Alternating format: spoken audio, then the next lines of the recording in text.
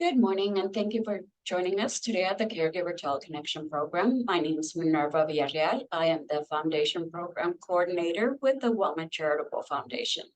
Today's presentation, Recognizing and Coping with Anticipatory Grief, with today's presenter, Candace Ramos. She works with Vidas Healthcare, and I'll go ahead and let her let you know a little bit more about herself. Go ahead, Candace. Thank you, Minerva. Good morning, everyone. Thank you for being on today. Minerva is correct. I work with Vitas Healthcare, and we are a nationwide hospice organization. I've worked here for 7 years, and I'm based out of San Antonio, Texas. But I welcome everyone that's here from all over. I hope that you guys gain some knowledge today about recognizing and coping with anticipatory grief, which is a huge part of how hospice can help as you are on your caregiver journey, and when the time for hospice is right for you and for your family member. So I hope that you enjoy today, and I look forward to any questions that you might have in the end. Minerva, you can still see my presentation? I still see it. Okay, perfect.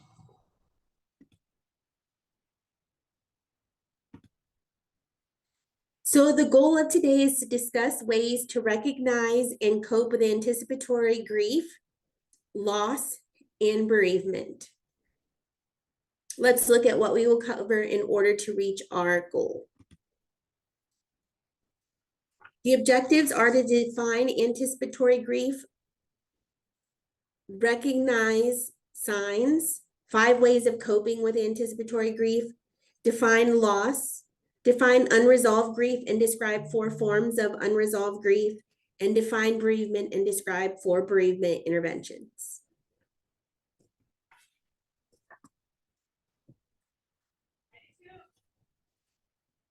What is anticipatory grief?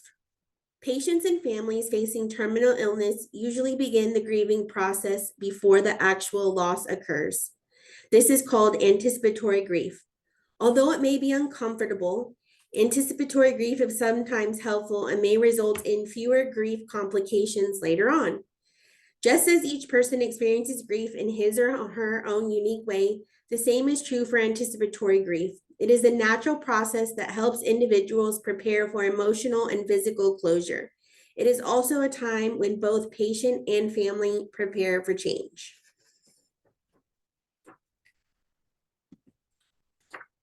Who experiences it? The person who has been given the terminal diagnosis experiences anticipatory grief, as well as caregivers and family members of people suffering from the diseases, which could be an example, Alzheimer's disease, cancer, and other terminal illnesses. Frequently, patients will experience anticipatory grief too. Some may want to put their affairs in order so that their wishes will be honored. This is sometimes referred to as completing unfinished business. Others might be concerned about how their loved ones will cope after they're gone. For example, a dying patient might want to ensure that loved ones obtain practical life skills, such as learning to balance the checkbook or learning how to cook. And that could be said for couples that have been married for 30, 40, 50, 60 years, sometimes even longer. The patient may also need to express a need to withdraw emotionally from others. Caregivers may observe distancing behavior, such as the patient becoming less conversational, losing interest in activities that once held meaning, and refusing to allow close friends and family to visit, maybe because they don't want those loved ones to see them in the state that they're currently at now. They want to be remembered as they were prior to being diagnosed with this terminal illness. In relationships, sharing information, renewing communication, resolving conflicts. So as we know, as time progresses, sometimes there becomes strain in relationships, and for whatever reason, we may go 20, 30, 40, or they may have gone so many years without talking to one of their children or talking to one of their siblings. So they may want to renew that communication or resolve a conflict that may have happened, or maybe even conflicts happening between their children or between family members. Personal matters, so reviewing life, claiming joys and successes, reconciling with disappointments and limitations, things that they might have wished that they had done, places that they wish that they had gone, claiming and really recognizing all the great things that they have accomplished. Spiritual concerns, reviewing beliefs, hopes, and values, seeking meaning in one's life, asking for forgiveness, mercy, or strength. So maybe for some reason they have been strained from their church and their spiritual beliefs, and they haven't gone, maybe because they got a divorce, or maybe because something happened in their life that they felt that they must disconnect themselves spiritually at this time when they are experiencing anticipatory grief. That is a time where they want to maybe become closer with their spirit and whatever they believed in before, or just really asking for that forgiveness, mercy, or strength to continue going through what they're going through currently.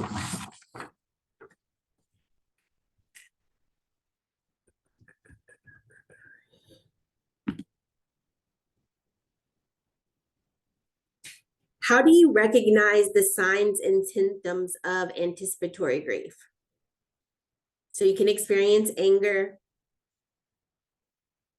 anxiety, depression, the desire to talk, emotional numbness, fatigue, fear, and guilt. These are all things as a caregiver that we can experience, or as a daughter that we can experience, as a spouse that we can experience when caring for somebody else. And it's not necessarily because they made us feel that way. It's our own personal feelings, and we have to figure out why we feel the way that we feel. Maybe because you weren't prepared or didn't want to be a caregiver, but your siblings, kind of everyone backed out and said, I can't do it. And you're the one that stood in and said, no, I'll do it.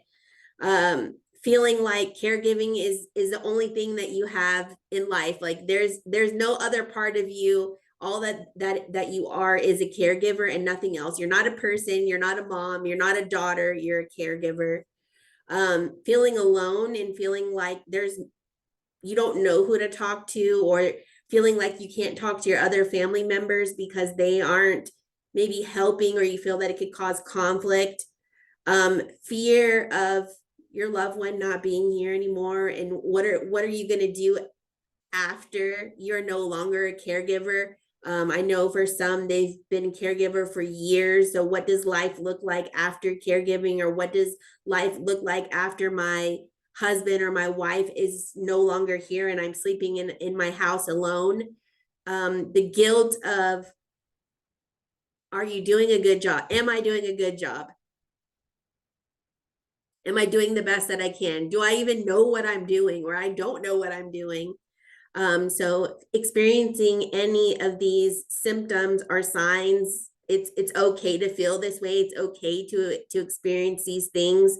But it's important to understand why and to know that it's okay to feel this way.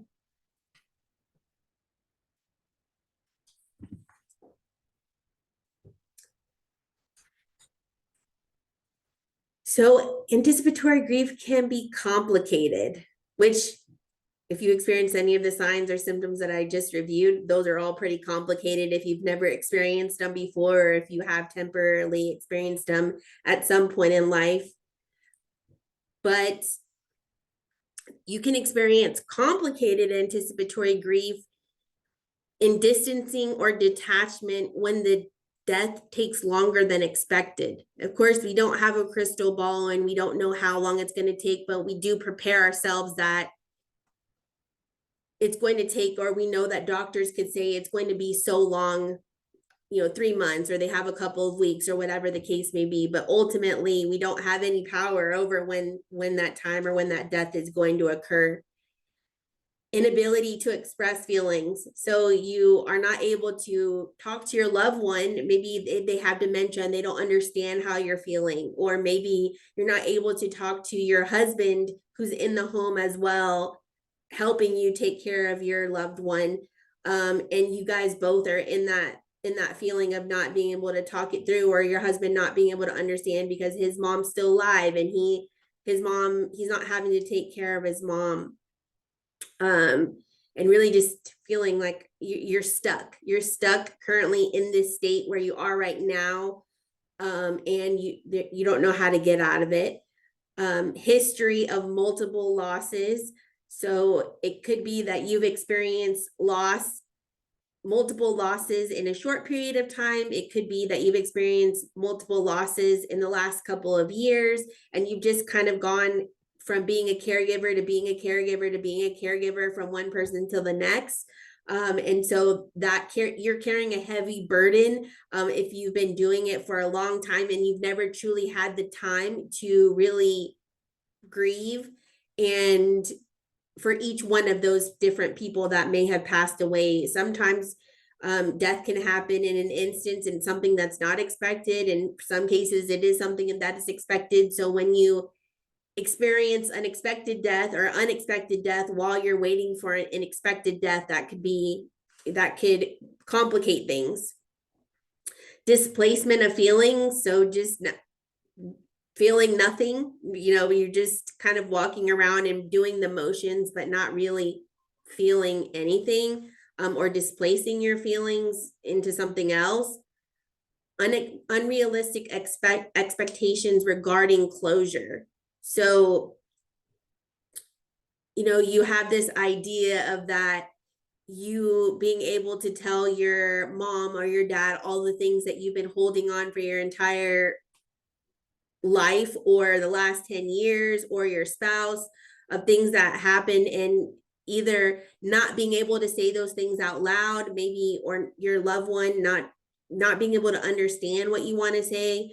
So really knowing that the closure is really within yourself. It's not necessarily you saying it to your mom or you saying it to your dad, you just saying it and getting that off of your chest and out of your mind, rather than expecting for you to tell your mom that you forgive her or that you're sorry for all the things that have happened, and her saying, I'm sorry back, or whatever the case may be. Depending on her illness, that might not be possible. You might not never get that closure that you needed, but ultimately you control the closure. It's within your power of what that closure looks like, and not necessarily in the one that you're caring for. Inability to perform self-care or work activities. So starting to miss work a little bit more, because your caregiving duties are kind of taking over, or your loved one needs more care.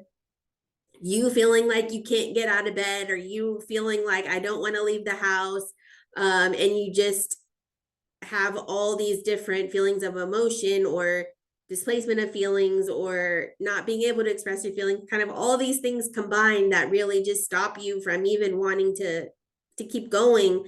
But knowing that your loved one needs you, your family needs you, you're strong and you're capable and you can do it, even on the day. Some days are tougher than others.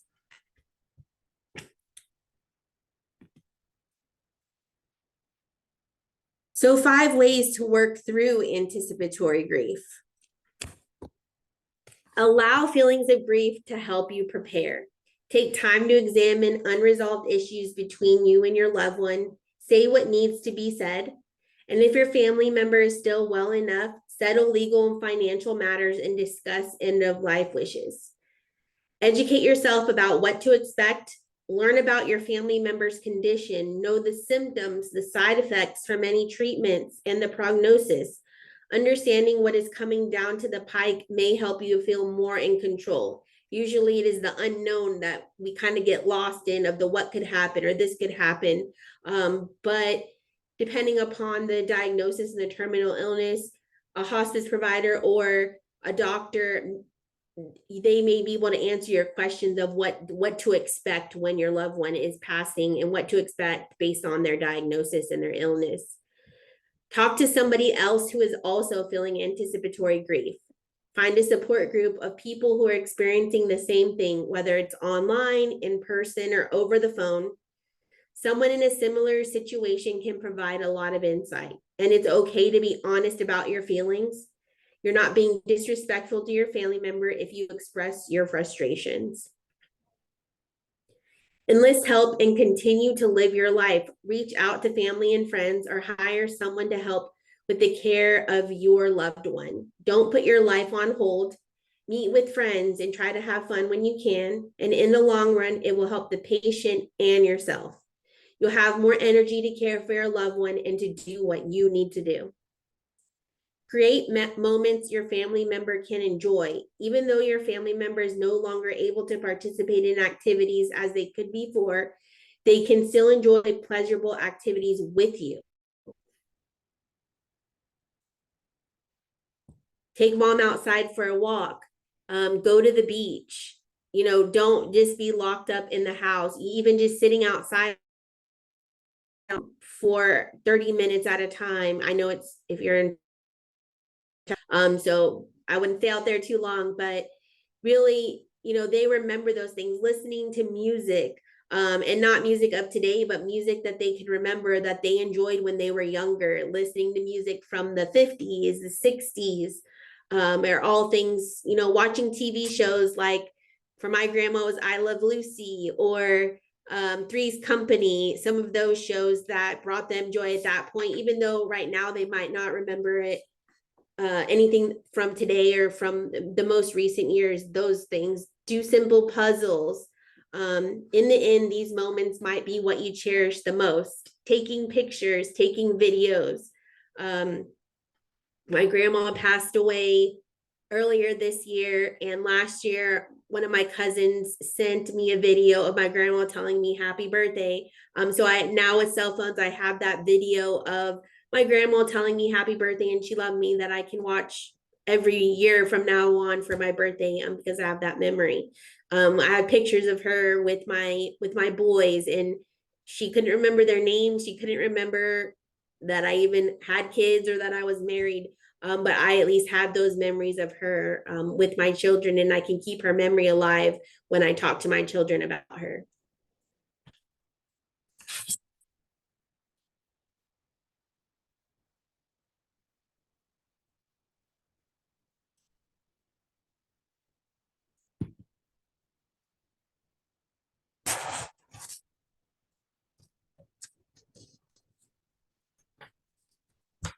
Caring for yourself while grieving. Seek and accept support. Reach out to persons and groups who can offer you support and help. Seek help through counseling with a therapist, a minister, a priest, or a rabbi. Remind yourself that everyone needs adequate time to grieve. Everyone's time will be different. Your time will be different or could be different from your siblings or from your spouse or from your children or your grandchildren. Everyone experiences grief differently. Utilize spiritual beliefs that bring you comfort or relief. Express yourself through art, poetry, music, journaling, or gardening. Engage in life review through photographs, music, conversation, and writing. Identify issues and concerns which are important to address prior to the loss. Talk about your feelings. Address legal, financial, and funeral issues as appropriate. Discuss future plans as appropriate, and identify whether your expectations are real. Pace yourself, get involved, have a little fun, keep the faith that one day you will be whole again.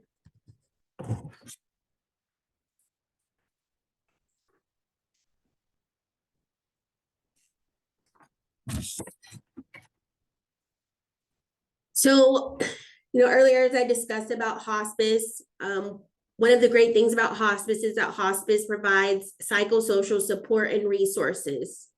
So in the event and when you are grieving or there's anticipatory grief, and your loved one is enrolled in hospice, part of what hospice offers is visits by a social worker, visits by a chaplain. It gives you someone to talk to, someone that's checking on you at home. while you're caring for your loved one. Providing support groups, and they can be either in person or virtual, so they help to bring you together with other people that are experiencing the same things that you're experiencing. You're not alone in being a caregiver. You're not alone in experiencing grief. People die every day, and so we're always grieving something or someone. At VITAS, we offer some resource books. So we have a book called Making the Most of Time We Have Left. We have The Road to Resilience, which is a caregiver booklet that provides some tips and tools for caregiver. And then also children or different members of your family or different members of the care team for your loved one can also be experiencing grief or be experiencing grief differently or anticipatory grief. So there are specific tools and resources specifically for children, for young children. So there's a book that we have that's called Someone I Love is Sick. So there are many tools and resources that hospice is able to provide you so that you do not feel alone and you're able to cope with this anticipatory grief and really also prepare you for what's about to come.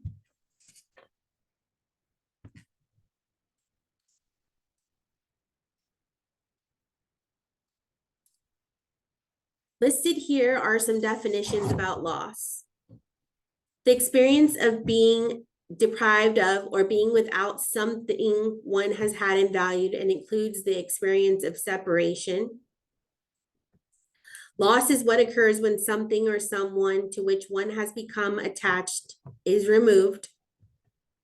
Loss of a loved one is one of the most intensely painful experiences that any human being can suffer.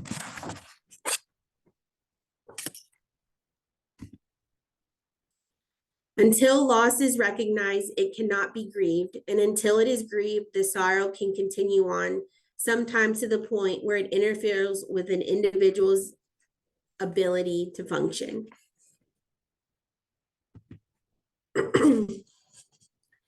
Everyone experiences loss. It is the way in which we react and respond to the loss that defines how we are moving beyond the loss.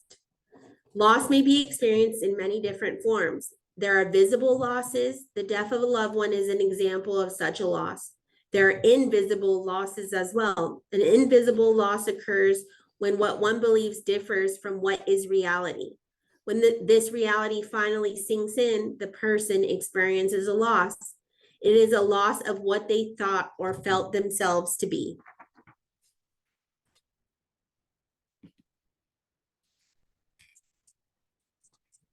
Bereavement. In order to move beyond the loss and into the work of grief and ultimately to the outcome of resolution, the person experiencing the loss has to accept the reality of the loss. This process is known as bereavement.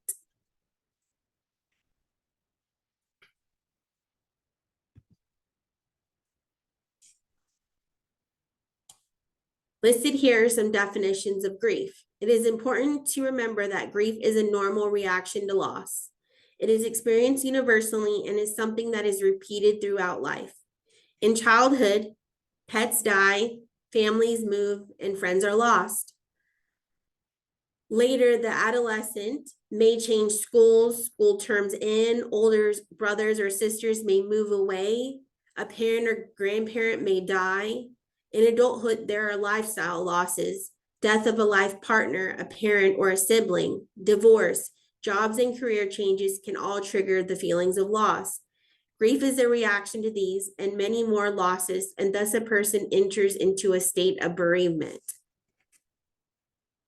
I bet we all thought that we only experience these things from death. I think that we all attribute these things to someone dying or someone passing away, but there are so many other things that contribute to us needing to grieve and needing to bereave. So I hope that by me reviewing the definitions of grief, that it helps you to also think about things that you might be experiencing or that you have experienced over time that also can have an influence on how you feel now or on how you feel about your loved one that may be passing away soon, or the fact that kind of you being a caregiver and your overwhelming feeling of all these emotions are things that you've never been able to grieve in the past, and you're feeling it now because something that's been a part of you your whole life or many years is kind of taking you through that, down that path of everything that you haven't been able to grieve.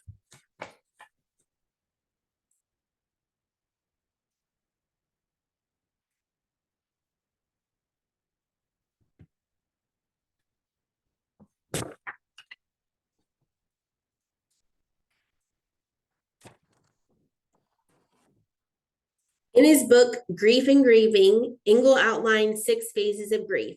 He defined them as shock and disbelief, a sense of being stunned by the death of a loved one. This may be accompanied by denial. Developing awareness, an increasing awareness of the anguish of the loss, anger towards the deceased, guilt, tension, crying, an impulsive acting out, or self-destructive behavior, all may be seen. Restitution, the rituals that assist in helping the grieving person to cope with the loss. Some religious and social beliefs offer expectations of reunions after death and possible meaning to the loss. Helps persons initiate the recovery process. Resolving the loss. Here, the grieving person attempts to deal with the death. The mourner begins to be preoccupied about the deceased, first reliving the experience of the loss, followed by an emphasis on the person who died. Idealization. All negativity and hostility towards the deceased is repressed. The recollection of the person that died may be exaggerated. As time continues, the preoccupation with the deceased lessens. There are fewer episodes of sudden sadness, less guilt, and a reduction in consistent thinking about the person who died. There is interest in reactivating old relationships and a gradual return to former interests and appetites. The outcome. This is a result of successful bereavement. It may take a year or more and includes a realistic remembrance of the deceased and the ability to comfortably recall both pleasures and disappointments of the relationship. Let's take a look at some of the ways that grief manifests.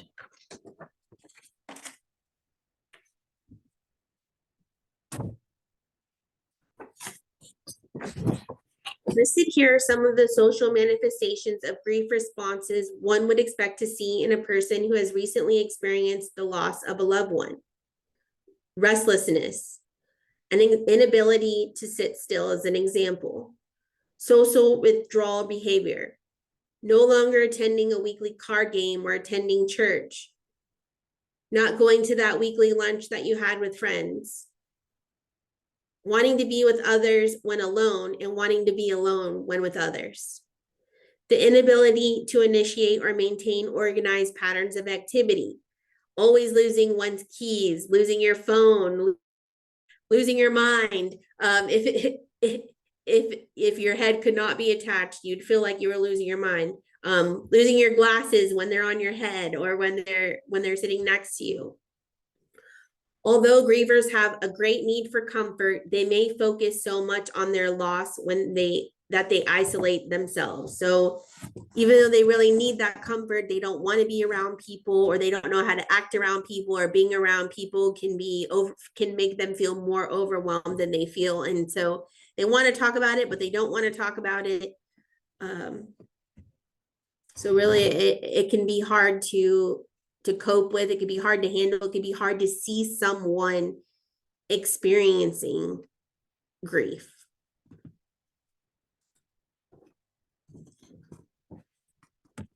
These are some of the psychological responses to grief one could expect to see a person who has recently experienced the loss of a loved one. Anorexia and weight loss, the lack of wanting to eat or not having an appetite, shortness of breath and heart palpitations. The response is very similar to a panic attack. Physical exhaustion, restlessness, and the inability to sleep. The grieving person may be completely exhausted but unable to sleep. This results in restlessness and insomnia. Feeling of emptiness and nervousness, the feeling of a pit in one's stomach or nothingness in one's chest. Lack of energy and strength. This fatigue usually accompanies physical exhaustion, anorexia, and weight loss. The tendency to sigh when the person is breathing shallowly and is short of breath. The result is a tendency to sigh. And although grief is considered a psychological reaction, there are very real physiological responses. Many times it is these manifestations that indicate that there is still unresolved grief.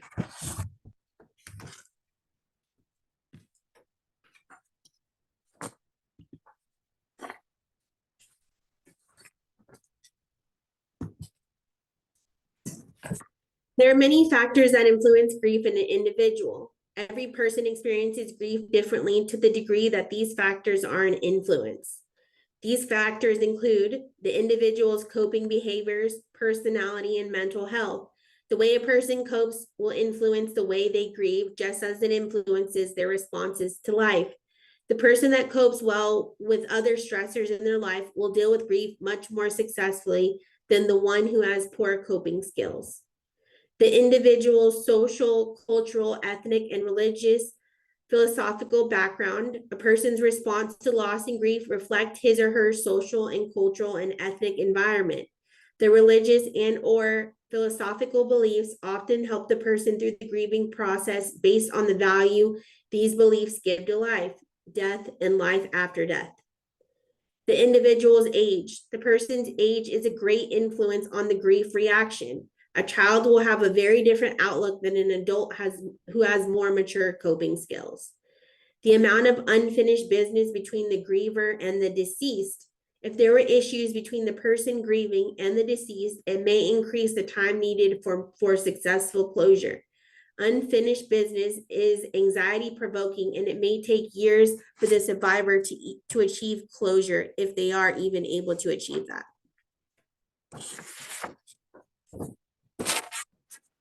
The timeliness of the death. This refers to psychological acceptance of the timing of the death of the person. A child's death is viewed as untimely by most. Many times, if a person has lived a long life with perceived achievement and attained goals, his or her death may not seem as untimely as that of a mother with young children. If the person grieving feels that the deceased has left goals unmet or has not been able to reap the reward of success, then the grieving process may be more difficult. The length of the illness prior to death. There is some evidence to suggest that too short or too long of an illness prior to death influences grief. In the event of too short of time prior to death, there may be unfinished business. With a long-term illness, the caregiver may wish for the death of the patient in order for their pain and suffering to be over. This may cause guilt to be transferred to the grieving process. Anticipatory grief and involvement with the dying patient. Anticipatory grief and involvement with the dying patient may be a positive or negative factor. If the griever and the patient were close and had some closure, then the grieving process may be easier. If there was emotional distance prior to the death, then the bereavement period may be longer and more difficult. The number, type, and quality of secondary losses.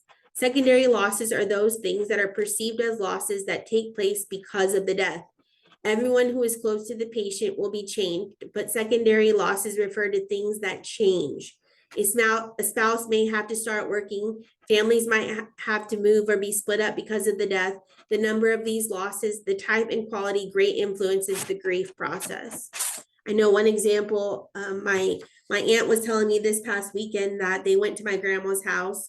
Her and my 4 aunts, they all went together, and this was the first time that they had done that together since my grandma had passed away in January, and they didn't kind of know what to do. The times before them, they visited, they were there to be a caregiver. They weren't necessarily there to be the daughter. And so I was like, so what did you guys do? My aunt told me that they mowed the lawn.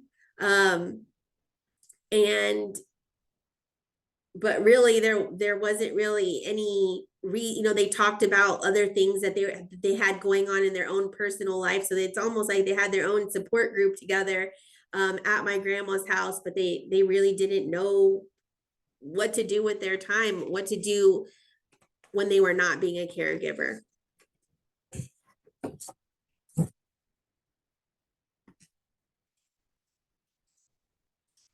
Listed here are some of the definitions of unresolved grief. These are disturbances in the normal process of grieving. Unresolved grief is defined as a variant on the typical process of grief, an intense grief reactions that would be appropriate in early grief but continue long after, inhibition of many of the manifestations of normal grief with the appearance of other symptoms in their place.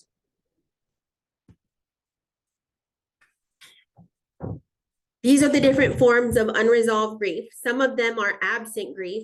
This is the total absence of grief or mourning. The survivor may deny the death even occurred or remain in a state of shock. Sometimes, you might see that that person is not crying, or they are perceived to not be grieving or mourning.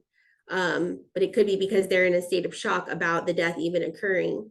Delayed grief, this is when the normal grieving process is put on hold or delayed. The mourner may have good reasons for the delay. They need to be a strong person in the family. It is not manly to grieve, or there are too many things that need to be done following the death. The result is that the survivor puts grieving on hold, and so it is left unresolved. So at the time, you're having to figure out all the arrangements,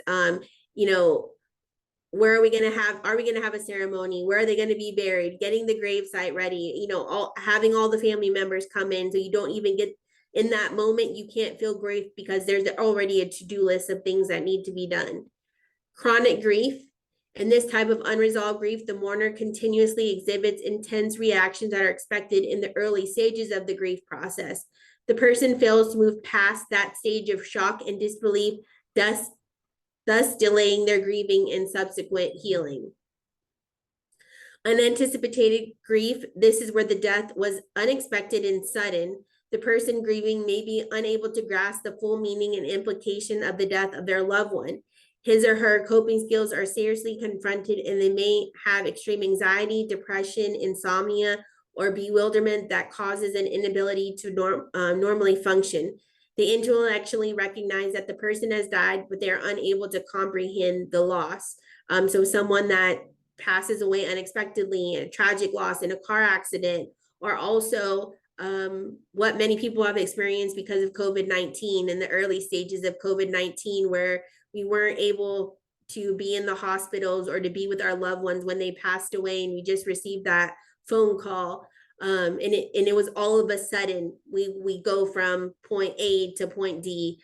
And so that can be an experience of unanticipated grief, something that we were not expecting.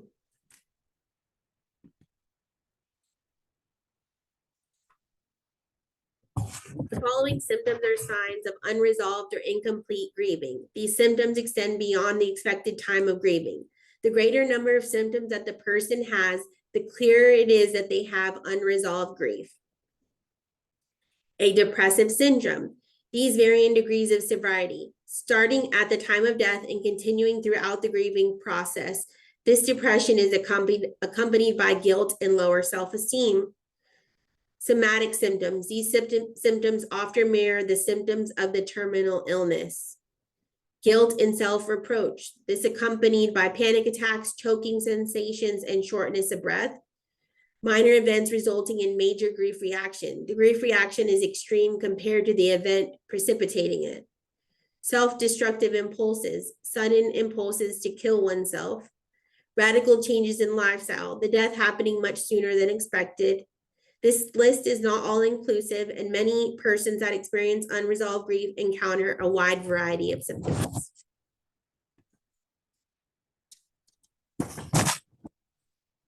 Grief and loss permeate every aspect of hospice care. It will be helpful for you to have knowledge of these terms. Bereavement can be defined as an objective situation or event in which a person has suffered the loss of something significant. Kastenbaum states that the bereavement can be defined as the experiential state a person experiences after realizing a loss. As such, it is an objective fact. Bereavement is a blanket term to describe the vast array of emotions, experiences, changes, and conditions that take place as a result of the loss. Mourning. This is the outward expressions of one grief. Mourning encompasses those outward signs and symbols associated with grief. These may be placing a black wreath upon the door of the deceased, wearing black for a period of time, wearing a black armband, attending religious services, holding a wake, burial services, and etc. Many times, mourning practices are dictated by the culture or ethnic background of the bereaved. These outward expressions are ways to elicit support from the community for the bereaved. The bereaved are the person or persons in mourning.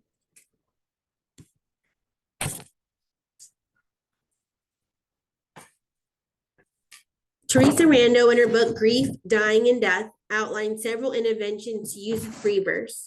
They are: reach out to the bereaved. Many times, especially in the early phases of grief, the person grieving doesn't have the energy to ask for assistance.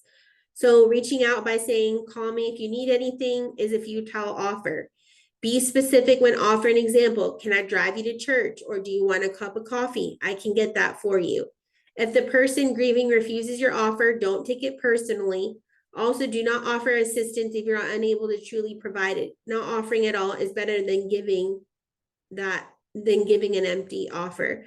So even just texting, how are you doing? Are you doing okay? I was thinking about you. I remember me and my aunts and my cousins would all kind of text each other either on our commute to work or on our drive, when we're just laying in bed feeling like we didn't want to get out of bed that day. But to receive that text and know that someone else is also feeling the same way that you do, and really remembering the good times rather than that she was no longer with us, can really just help that person to keep going. Give the person permission to grieve. The person grieving may consciously or unconsciously seek permission to grieve from others because many people are uncomfortable with grief. That permission may be denied verbally or non-verbally. This is especially true after the first phase of grief. Words or actions that communicate that it is time to move on, or an intolerance for the steps the bereaved needs to take for healing, are ways that permission is withheld. I'm sure many people don't want to hear this, but it was always for holidays, for Christmas, every Christmas, all the family would get together and go to my grandma's house. So that was the expectation. Every Christmas, on Christmas Day, everyone goes to my grandma's house. And now that she is no longer here, because it was a drive away, she lived in a small town here in South Texas, spouses or people in the family might say, well, what is the point in going anymore if she's no longer there? That's why we went, because you went to see Mima, our grandma, or your mom. And now that she's no longer here, you don't have a reason to go to that house, or you don't have a reason to visit that town. But for a person that's grieving, they may feel differently about that, because that's a time for them to go and feel good and to remember the good times. And it's not necessarily about the fact that the person is no longer there. Being in her home or being around her surroundings, she is still there with us. So by saying things like that, although it might come from a place of caring, or like, oh yes, now we don't have to go out of town on Christmas Day anymore and wake up and get dressed and drive. It's really can be hurtful to say oh, well, now you don't have to go there anymore. What's the reason for you to go? There's nothing left there for you now that she's gone. So it can be taken many different ways, or perceived as not being given that permission to grieve.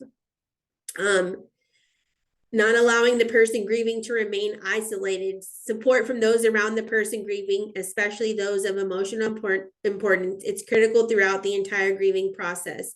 This support provides for both acceptance and assistance during this period. Let your genuine concern and caring show. Don't be afraid to convey your feelings or concern or caring to the other person grieving. Appropriate comments shared with the mourner can be very therapeutic.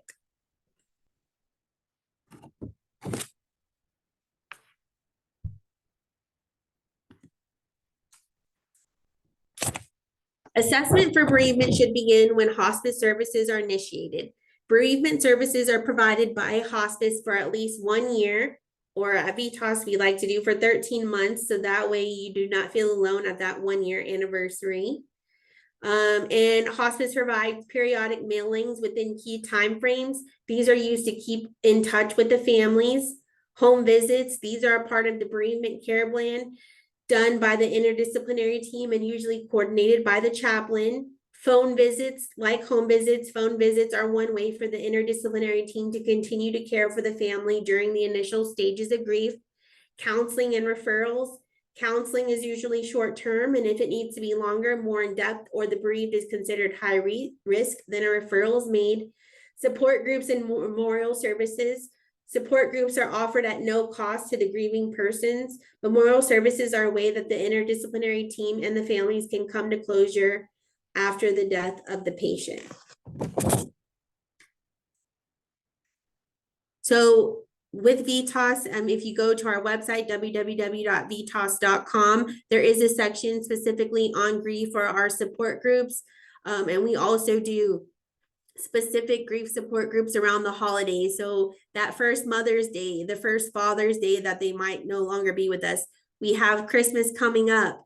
So we have one specifically for the like grief in the holidays, because we are going to experience a different set of emotions now that that person is no longer here. So VITAS has, you don't have to be on VITAS, these are resources, but there is a lot of good tools and resources there for you that you can access at any time. And even if right now you're a caregiver and you are grieving the loss of someone, or you have some grief that you haven't been able to put out there because you are a caregiver, there are support groups that are available for you, or maybe even in the city in which you live, different community centers or churches that you can access. So don't feel alone. The first thing is knowing, number one, that there are resources out there for you, and really just being willing to put yourself out there and know that it's okay to grieve while you're also being a caregiver. It's okay to have feelings while being a caregiver. It's okay to feel alone while being a caregiver, but just know that you're not alone and that there's a lot of resources for you.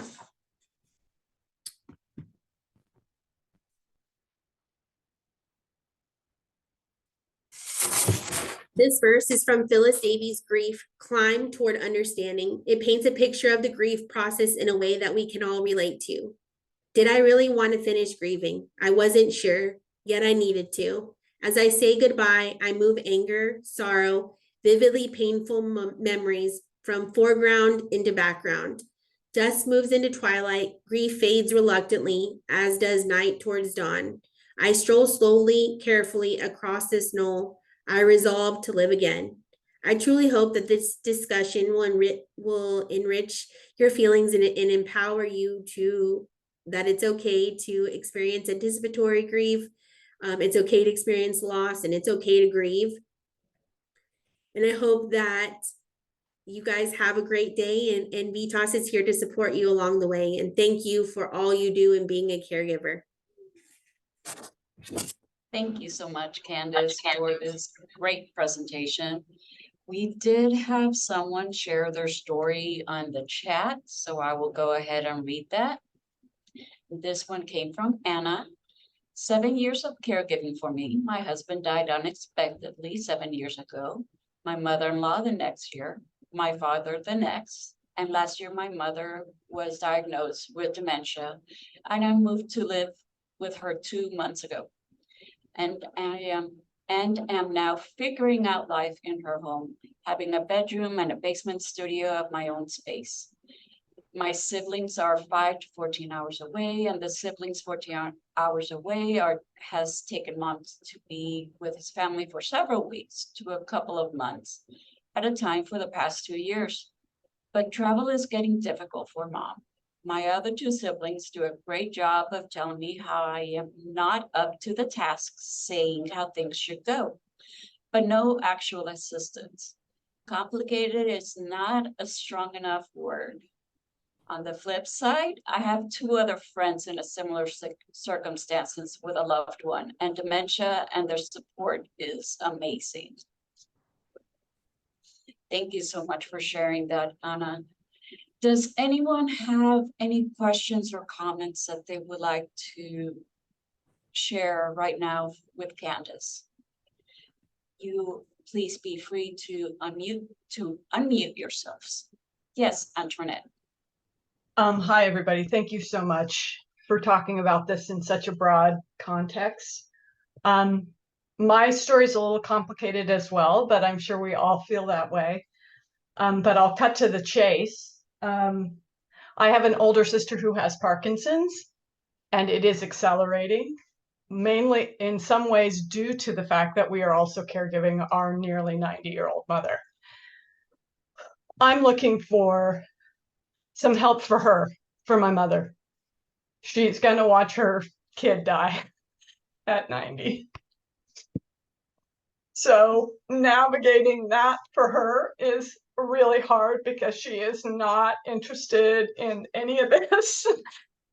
So I'm looking for some resources or just some awareness that I can bring to myself and my other sibling, who are the ones who are going to ride this journey together.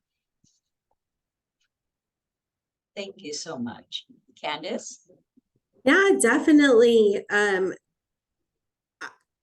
Depending on the situation, I would say in my experience, because we've experienced this quite often, we recently had the pleasure of caring for both a mother and a daughter. One lived in an assisted living, and one lived in an assisted living in memory care. And the daughter ended up passing away before the mother did. And the mother ended up passing away shortly after. So, there is, I mean, it is a very tough situation, but I think it's understanding. And while your mom might not be comfortable in talking about it or talking to you about it, it is good to bring in some tools and resources and have kind of a third party involved, just because that can be helpful and beneficial to others. I know you feel like it's all on you and you don't really know what to do or where to turn. But I do recommend, talking to hospice. And my biggest conversation is it's never too early to talk to hospice, but it definitely can be too late or not have the conversation at all. Can I expand on that? So I'm curious if the invitation to hospice, because I'll clarify this, there's nothing wrong with my mother. She's healthy as can be, other than a scare last year, breaking a hip, which she's completely come back from. She's going to be here for a while. So, and neither of these people are religious in any way. So we don't have that kind of community lens. So my curiosity was, I think my elder sister, the one with Parkinson's, is actually in more of a state of being able to manage, for herself at least, her reality. She is not in denial of how ill she is. Her grief is more centered on the fact that she has two children, both of whom are adults, but it's still, it's a lousy disease and it's a cruel ending. So engaging her in the hospice program at this point, even though she's still independently living, feels a little premature to have that conversation, but I'm wondering if there is a way for me to help her understand that this is actually for everybody else, to actually have a place to have that conversation, to integrate both her children and my mother and my sister and I in the process in a way that is less divorcing. And I'm not sure how to approach that from a really practical standpoint of, she has some means more than our mother does, so there's insurances and things like that available, and I know that hospice can be covered. I'm just not sure how to actually instigate that from a financial standpoint. Yeah, so maybe we could have a sidebar conversation. Sure, and I'm sorry for monopolizing the conversation. I hope this is relevant for others. No, and it's really important. Sometimes there are situations where we're not ready for hospice until our bereavement team does get involved ahead of time, or our psychosocial team. And so that's why I think that it would be important for that conversation to be had, because usually we look at it as a goals of care conversation and really kind of bringing everyone together. We have 5 wishes. So there's, really it's like an advanced care planning conversation. So how do you cope with it, the fact that you are going to leave your children behind and you have all these things going on. I think it's really talking it out. And there with 5 wishes is a great place to start. And it's available online. You can look it up, but it has just some general questions just to get everyone prepared. So again, it's that kind of advanced planning allows her to get her words out and really talk about what she wants. And then from there, like, let's talk about some resources that are available to help. Do you think that she would be open to that? The sister is, Yeah. but again, I think if I can frame it correctly, one of the things that seems to work the most with my mother is to say, I need you to do this for me. I need you to do this for Michelle, as opposed to it's about her. So And I'm yeah, sure that's not a novel concept with the 90-year-olds who have made it this far and taken care of themselves most of the way here. So it's And you should also keep in mind, maybe with your mom, seeing your sister getting prepared and talking it out will motivate your mom more to talk it out as well. Sometimes it helps seeing people accepting, going through it, and preparing for them to be able to accept it and prepare themselves. Yeah, that's a good point. We've done all the practical stuff. The paperwork is all in order, but it's that next layer that everybody's like, this isn't going to happen. Thank you. No, thank you for sharing with us. And just because of time, I did have a few questions for Candace, but I can roll those over.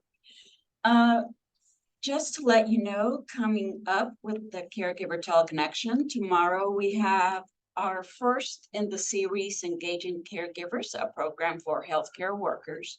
This is being done by Elia Montgomery-Sklar and Lucy Berilak. Tomorrow's presentation is going to be on defining caregivers and recognizing their experiences. After that, on Monday, we have from the North Central Texas Caregiver Teleconnection, Self-Care for Real People with Karen Sermon. And then on Tuesday, we have Brain Health for Older Adults with Dr. Berderio, and that one's going to be at 10 o'clock in the morning. And then in the afternoon, we're going to have Ask Dr. Tam at 1 o'clock in the afternoon. All of these sessions, to register, you can go to our website, www.caregiverteleconnection.org, and you can find them all under the upcoming sessions. Candace, I want to say thank you very much for this presentation. I want to thank everyone here who has participated and shared, and I hope this has been beneficial for you. And please remember, this is being recorded and will be posted on our website later on. Candace, anything you would like to say before we close? No, thank you all for being on today. And I put my number in the chat. So if anyone feels the need or wants to discuss, anything with me, that's why I'm here. I'm happy to help and provide resources. And so I'm here for you. Please feel free to give me a call anytime. And with that, thank you everyone for participating, and we hope to see you on the next one. Bye-bye now.